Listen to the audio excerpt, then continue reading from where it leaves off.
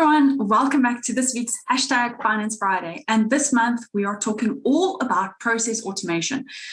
Now, I don't know about you, but when I think of anything that is automated, I think of so many things that can go wrong, like machines being faulty or things not working how they're supposed to. And actually, sometimes it feels like it would just be so much better if I did it myself, right? But just think about how much time is wasted doing things that a simple app or a piece of software can do for us, probably a quarter or less of the time, if we really thought about it. Now, while it might take a while to get to the point where we can trust technology with something as important as our business and our fundamental way of living, we trust our cars, right? And that is effectively a process automation that happens. So whether you're driving an automatic car that forces you to trust that the car is going to change gears at the right time for you, or whether you are trusting your engine to provide you with enough power to run the car and make the wheels move and make your radio work and make sure that turbo kicks in at the right point in time. And all you actually have to do is just to make sure that you are controlling the accelerator and braking, hopefully at the right time, and steering your car. Just in the same way, like a car is helping you to go from point A to point B, process automation can help take your business from ground level to higher heights while you enjoy the view, right? Just like go along for the ride to some degree. So let's just quickly have a look at what is process automation. The correct definition is that process automation is the alignment of business process management, or BPM, if we're talking jargon and abbreviations here, and business rules management, or BRM, with modern application development to meet changing market needs. Now, what does that mean? It basically means that it's using technology to execute recurring tasks or processes in a business where manual effort can be replaced. So looking at ways to increase your efficiency, control costs across your organization, all of those are examples of how business process automation can help you. Basically, the fundamental concept of business process automation is looking at ways to speed up development processes by shortening the amount of time between deployment of the instruction and feedback that you need to get so that you can test and make sure that you are getting the best for your business.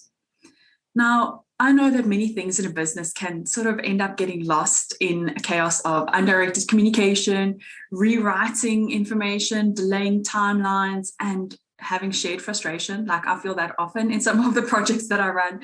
But with process automation, you're able to streamline those processes so that the detail, the time and accountability is not lost, and it allows your business to take control of the processes, freeing up your time and resources so you can focus on other things, right? And that's what we're all about. We're about freeing you up to focus on what matters most in your business. Now, digital transformation, as you might know, is really a key strategy for thriving in today's market environment. It requires that businesses and IT leaders partner together. Process automation is a must-have in the world of business today. As the world of technology continues to develop, businesses will have to develop along with it in order to thrive and to stay ahead of the curve at the end of the day. Now, some factors that can indicate the need for automation in your business include things like having high volume of tasks, needing multiple people to execute your tasks being time sensitive in nature, having a significant impact on other processes and systems, and fifthly, needing to comply with certain laws and regulations and making sure that you have the correct audit trails in place. Now, if an activity meets any of these 5 criteria that I listed, it's very likely that you need to automate your business process. Now, there are a couple of examples of processes that we would commonly automate in our business. It includes things like employee onboarding, purchasing services, making sure you've got your POs in place and automated triggers to order stock when it's depleted, having email and push notifications, even help desk support, making sure that your backup is occurring at the right time and on a regular basis, employee leave requests, call center processes, even looking at payroll, especially if you've got people that are on a fixed salary, makes it so much easier just to automate that process. Maybe even invoicing, collecting your money, and really just a whole lot of different things. So I'm not going to go through all of the examples, but there are really a lot of ways that you can benefit from process automation. Let's look at one of the most famous examples of process automation. Now, the use of technology to automate business processes was popularized by Henry Ford's moving assembly line in 1913. This is a long time ago. But Ford's assembly line reduced the time it took to manufacture a car from more than 12 hours to just 2.5 hours. Now, I know that with some of my clients where we have implemented some automation in terms of Excel spreadsheet, it has helped them to reduce the time that they spend on their monthly and quarterly budget reviews from 5 days to like 4 hours per month. It's just absolutely crazy what you can do with it. And as much as process automation can potentially instill a fear of errors and job losses, it really has many benefits and advantages. So let's have a look at some of them. It includes increasing your efficiency as well as your productivity.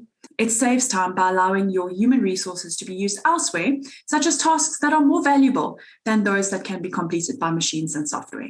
Just think about those people that might be doing repetitive tasks that actually their resource and their potential could be better aligned elsewhere. It also makes room for building relationships and being able to create a better environment of creativity. It also helps to enhance accuracy, for example, with data capturing and recording.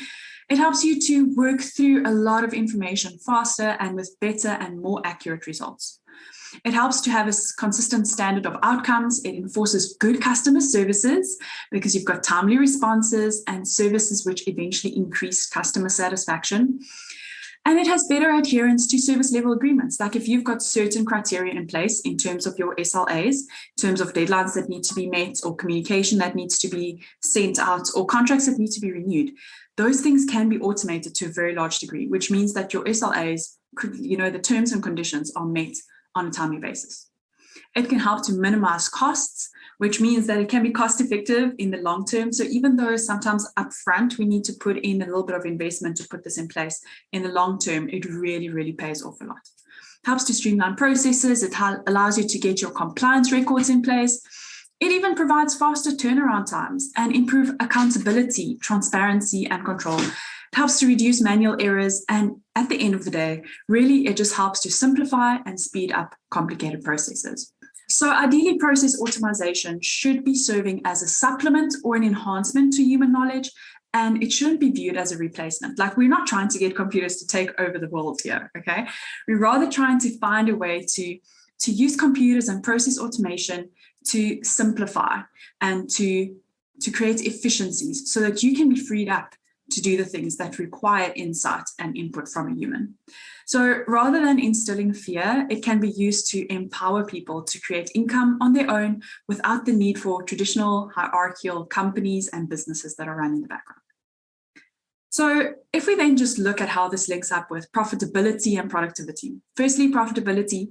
As we've already said, process automation allows a business to optimize the allocation of resources and as a result creates additional opportunities for increased profitability as more people have time to invest in the areas of the business that needs more human interaction or human advancement, potentially.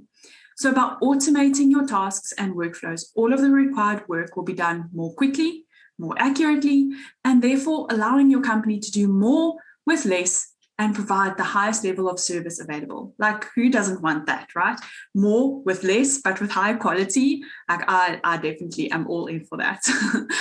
And then if we look at the productivity side of it, I want to just share a little case study with you. So according to a study by Rivers State University, findings revealed that office automation equipment has positive and significant effects on the productivity of secretaries in the university. Now, office automation affects productivity to a great extent. It therefore recommended that the office environment should be redefined to fit modern office technologies for effective secretarial functions. And there should be policies in the organization for secretarial training for better performance of the secretaries in the university. And secretaries should not entertain fear that automated devices will displace them, but rather see it as something which has come to assist them to do their jobs in order to improve their efficiency and productivity. So that's a mouthful, okay? But if this can apply in a university with secretaries, something as basic as that, it can apply to a much greater degree in our businesses. So where mundane work can be handled by a machine, the employee is empowered to use their skills and expertise where it's needed. And that results overall in a much more streamlined and productive operation that is run at maximum efficiency and output, as the automated processes and the employees share the same goal. So if you are able to choose the right tools that can be integrated with other existing systems and applications, that will allow you to further enhance and extend the capabilities of these automated processes. So there are a lot of things, as I mentioned, that we should be automating or could be automating in our businesses, from looking at generating leads to generating sales and e-commerce and customer service and engagement. There's a lot, okay? And I'm not going to go through all of the detail here today, but do check out our little blog post that will take you through this process about things that we could potentially automate. And just use that as a bit of inspiration to try and see how you can create efficiencies in your business.